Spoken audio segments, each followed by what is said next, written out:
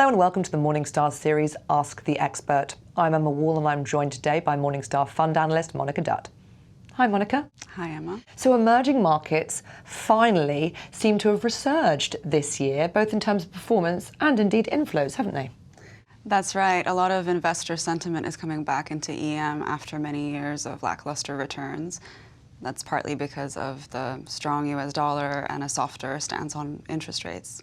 And what we're going to talk about today is ETFs, because I think a lot of people are unaware of the variety of ETFs out there in order to gain exposure to this asset class.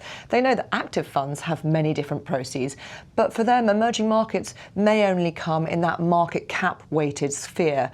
Perhaps if we start with that traditional type of ETF, and then you can explain a couple of other ways people can get exposure to this asset class. Sure. So the traditional way is the market cap weighted benchmark, and that's usually the Msci Emerging Markets Index.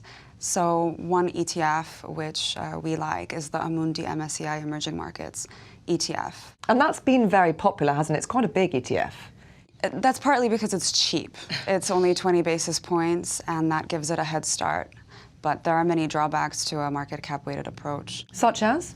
For example, South Korea, China, and Taiwan make up more than half of the total portfolio, and China alone comprises about 27%. And that's going to rise, isn't it? Because there's a conversation at the moment with MSCI, including different types of China shares within its universe, which could potentially make this MSCI Emerging Market Index actually a sort of 60% China index. Yeah, about 40%.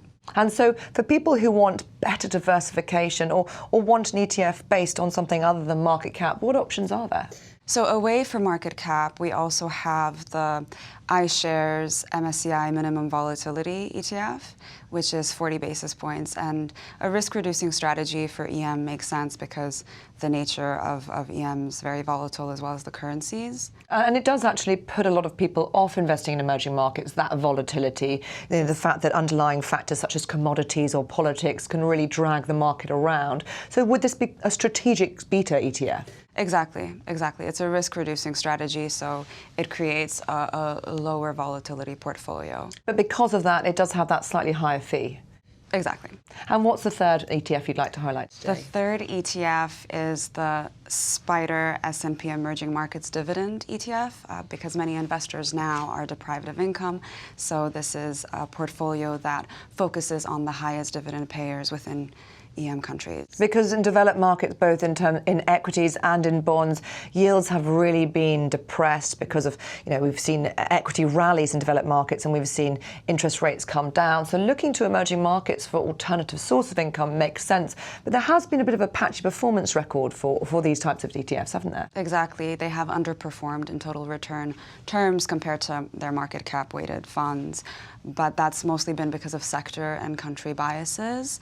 They tend to favor countries that pay out higher dividends, like Taiwan or Brazil or Russia even. And as you know, these countries have been hurt by fluctuations in currencies.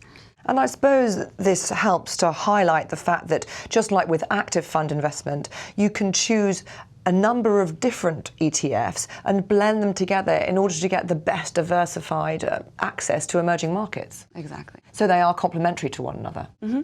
Monika, thank you very much. Thank you. This is Emma Wall for Morningstar. Thank you for watching.